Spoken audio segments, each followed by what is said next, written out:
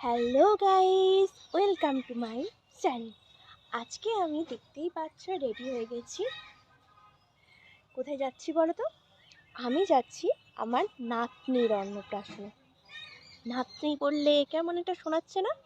যে আমারই বা বয়স কত যে নাতনির অন্নপ্রাশন বলছি? হ্যাঁ, আমার নাতনি আছে, শুধু নাতনি নয়, আমার ছেলেও আছে। আর আমার ছেলে আমার থেকে কিন্তু বড়। সেটা কি করে সম্ভব? সেটা অবশ্য বলবো, তবে সেটা জানতে হলে ভিডিওটা পুরোটা দেখতে হবে। আগে আমি যাই আমার নাতনির অন্নপ্রাশনে, তারপরে আমি আমার ছেলে বৌমা সবাইকে দেখাবো। ওকে, চলো ব্লগটা কন্টিনিউ করি। এই যে এটাই হলো আমার নাতনি ডোনা, আর নাতনি যার কোলে রয়েছে সে হলো আমার ছেলে। এবার নাতনিকে রেডি করানো হচ্ছিল অন্নপ্রাশনের জন্য। খুবই কান্নাকাটি করছিল। এই সেই মুহূর্ত যেখানে ডোনা ফার্স্ট টাইম ভাত খাবে। তোমরা দেখতেই পাচ্ছ কত সুন্দরভাবে ও ভাত খাচ্ছে।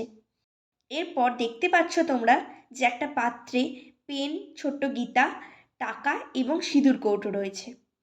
এর মধ্যে থেকে ও ফার্স্ট হাতে তুলে নিয়েছিল পেন আর সেকেন্ড গীতা। তারপর তোমরা দেখতেই পাবে যে সিঁদুর কৌটো আর টাকাটা কিভাবে পাত্র থেকে ফেলে দিল। অনেকেই বলা বলি করছিল এর মানে হচ্ছে যে ও বড় হয়ে পড়াশোনা যেমন করবে তেমনি খুব ধার্মিকও হবে, যেহেতু ও হাতে পেন এবং গীতা নিয়েছিল। এরপর খাওয়া দাওয়ার প্রস্তুতি চলছিল। এইবারে বলি তোমাদেরকে ডোনা আমার কি সম্পর্কে নাতনি। ডোনার বাবা আমাকে ছোট থেকে টিউশন পড়াতো, আর তখন থেকেই স্যার আমাকে মা বলে ডাকতো, আর আমি স্যারকে ছেলে বলে ডাকতাম। স্যারের সাথে প্রচুর মজার মজার মুহূর্ত আছে, তোমাদের কোনো একদিন বলে শোনাবো, যা শুনলে তোমরা জাস্ট অবাক হয়ে যাবে।